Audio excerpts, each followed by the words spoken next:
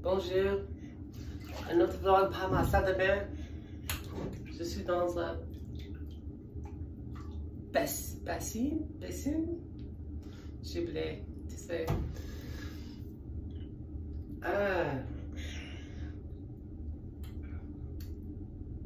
Obsession versus a relationship, and do you want your lover to be your best friend? I say yes, right? Sometimes it happens that you meet someone and you fall in love with them, and in the throes of falling in love with them and in lust with them, you know, they become your best friend.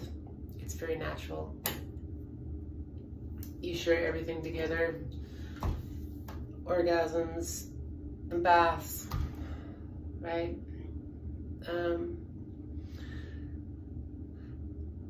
And so what is a relationship, right? Because first of all, you have to put in context, what is a relationship versus what is an obsession. And recently somebody has been spreading shite around about me in relation to me having been obsessed. A little bit. I'll give you that, a little bit. But only within measure. Like, yes, that relationship was like the first real relationship I had since I had transitioned. First real relationship that worked for me anyway. And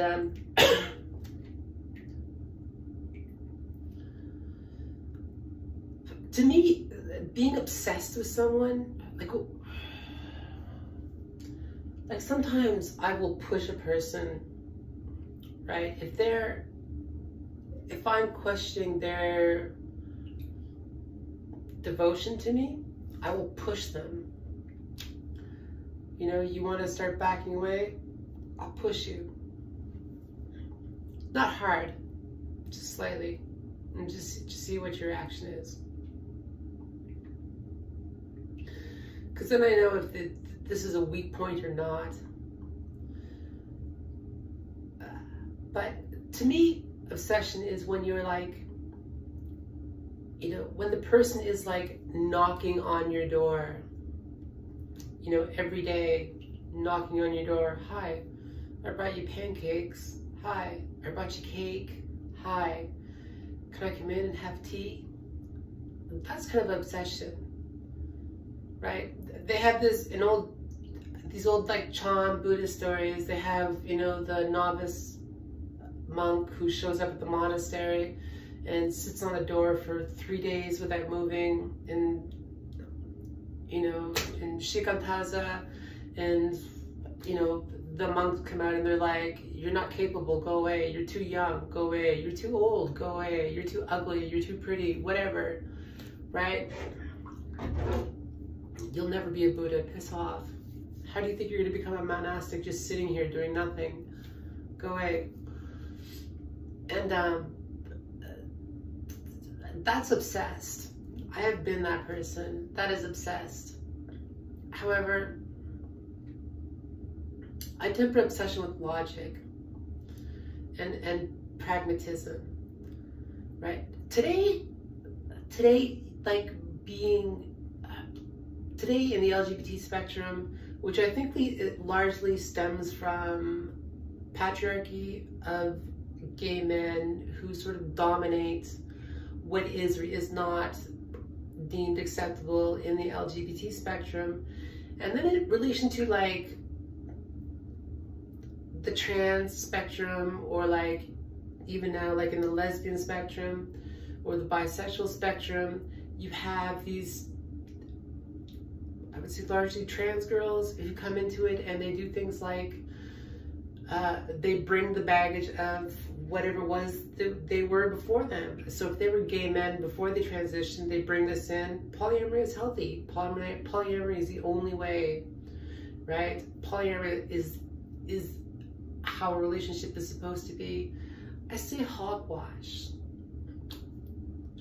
tosh, rubbish. You know, can you be, you know, is it wrong? No. Right? You can have polyamory for numerous different reasons. Right? You can have polyamory because you're two slats. You can have polyamory because Waco. You can have polyamory because Jonestown Massacre. You know, you can have polyamory because Charles Manson. You can have you can have polyamory because of Mormonism. You know, or slavery. You know, the slave masters used to like to go out and like breed the slaves with their own seed. You can have polyamory because, you know, the husband thinks that the husband can't keep it in his pants. There could be numerous reasons for polyamory.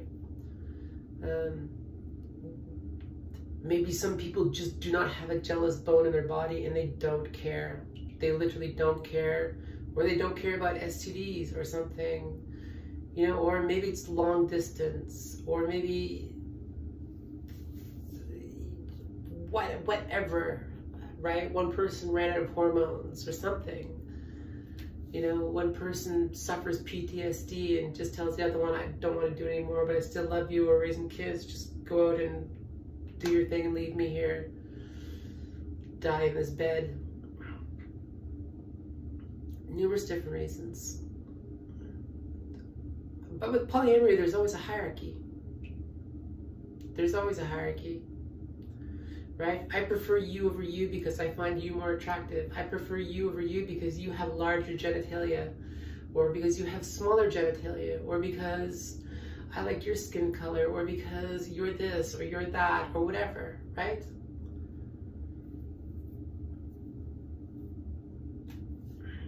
You know, it can be a million different things.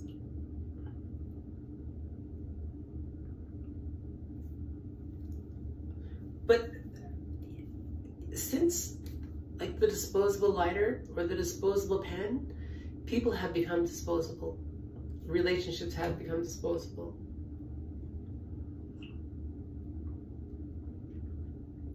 We all know this.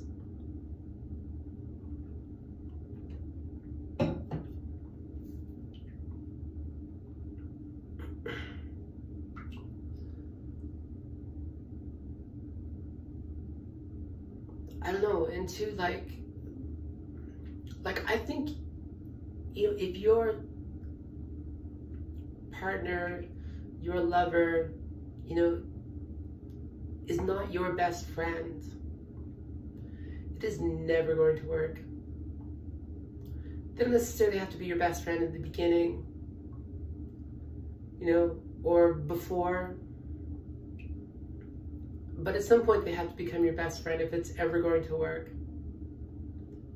Right? This is the person that ultimately you're going to end up sleeping with. You know, you're going to end up sharing bodily fluids with. You need to trust this person. And it's hard to take somebody at just face value, just at their word. You know, actions speak louder than words. You know, it can be one thing to say, I am faithful to you, but it's another thing when you're not here every Friday night, or you're gone the entire weekend, or you don't want to talk to me at certain times of the week, you know, that's not like work related or something. And on top of that, so many people nowadays have so many different types of mental illnesses. Why? I don't specifically know. But things like autism, you know, there's an element of clinginess within autism. Things like BPD is rampant nowadays. Narcissism, people live in a hall of mirrors nowadays, right? People live online in a hall of mirrors and all they see is their own reflection. Someone accused me of like being like that because I kept watching my vlogs over and over and over again. But the reason why I kept watching my vlogs over and over again was because I was analyzing what I was saying and how I was saying it. And I wanted to know if it was working.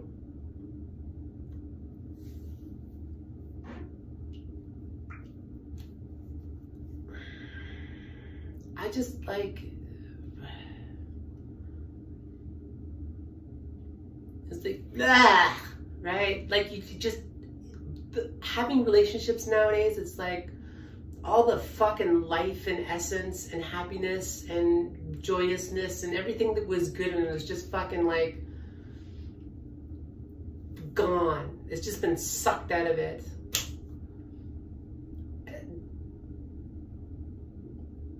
People don't, like on top of an issue where it's like, you know, in the modern day and age, loneliness is the modern pandemic alongside COVID, you know, not knowing how to navigate your way or even hold a relationship is secondary. You know, you hear all these right-wing wingnuts talking about family values and, you know, relationship ethics and, you know, utilizing religion to, you know, bolster your family values and all this stuff. Right, because it's gone. Like it is going, gone, dissipating, you know, and why do people want this? Why do people cling to this? Because they want to be happy, right? Are you happy in your current relationship status of being polyamorous? Maybe. I kind of doubt it. Kind of doubt it. Right? Because I know, because people who are like, I kind of want to have a polyamorous relationship, Aurora, you know, and I'm like, okay, let me just call up my friend. I'm going to go over to her place tonight. You know, and they lose their shit. Right? You know, I go for a haircut, you know, and I'm gone half the day, you know, into the evening when I'm expected to be back at a certain time because dinner's supposed to be on the fucking table, right? And it's like, where are you? What are you doing? Why aren't you home yet? Because I'm getting my hair cut. Do I have to tell you every bloody thing that I do? Apparently. But that's a one-way street, isn't it?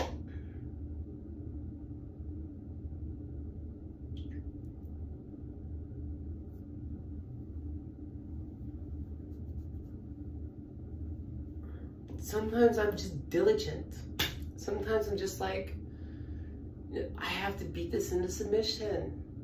And oftentimes in the throes of attempting to beat something in submission, it's 50-50. It's going to work, it's not going to work.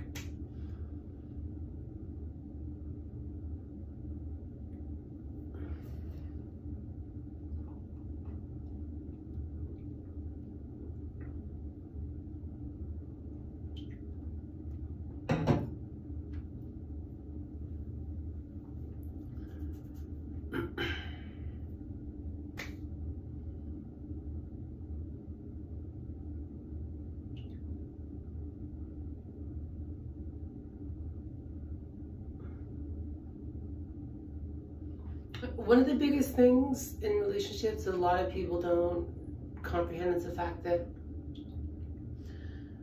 you drag the baggage from the last relationship into the next relationship. Unless you're 100% cognizant of what it is that you're doing, you're dragging the baggage from the last relationship into the next relationship. So if the last relationship was toxic as fuck, the next relationship is likely going to be toxic as fuck. Right? Unless you've somehow absolved yourself of all that toxicity, it's going to carry through, unless you're cognizant of it.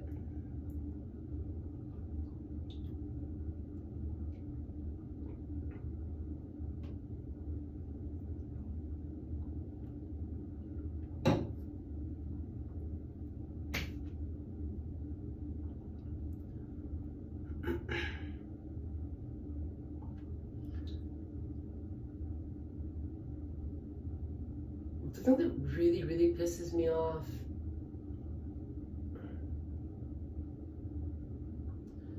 is just how much of a waste of time it is nowadays to get involved in a relationship, right? Because I have been through relationships. Back when I was straight, you know, I had relationships, one relationship lasted 10 years.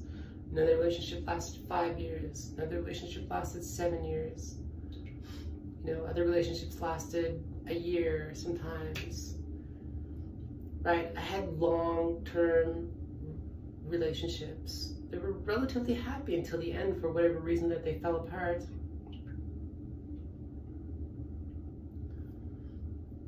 I do not see how letting me go out or letting the other person go out and just do whatever they want, pick up STDs, you know, how is that healthy?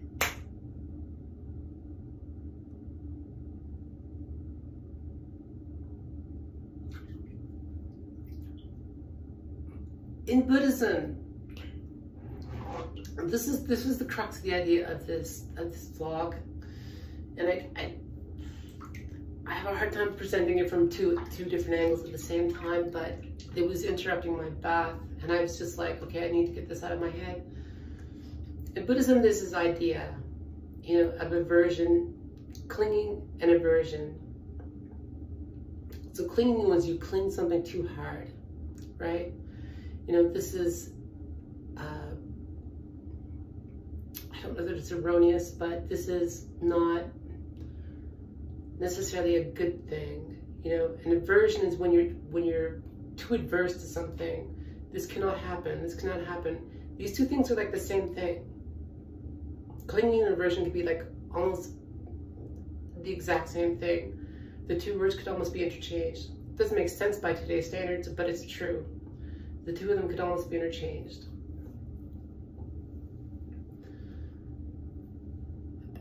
You need a happy balance there, right? You need to be able to say like, yes, this relationship is very, very important to me. I don't want it to end. It may fall apart. It may fall apart. It may fall apart and be completely beyond my control. But that doesn't mean that I should let it fall apart.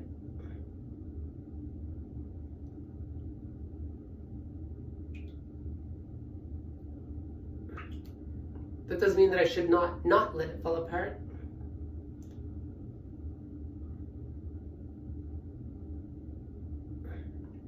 Right? You need to find some level of balance and normalcy in there. And ironically, in Buddhism, in relation to clinging and aversion, you know, it's usually these aspects of suffering that are part of, that manifest themselves into the Buddha's wisdom. You know, they say the Buddha arises in times of crisis. In relation to practice, that pretty much seems to be the case.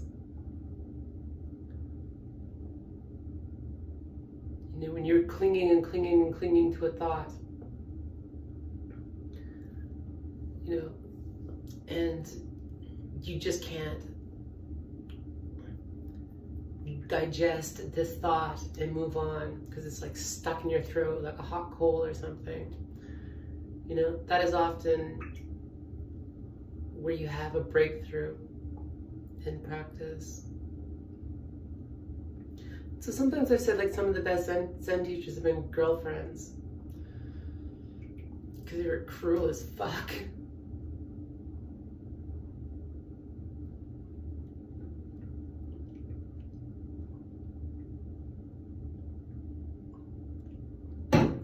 Which doesn't mean that you have to be cruel to be a Zen teacher. Peace out.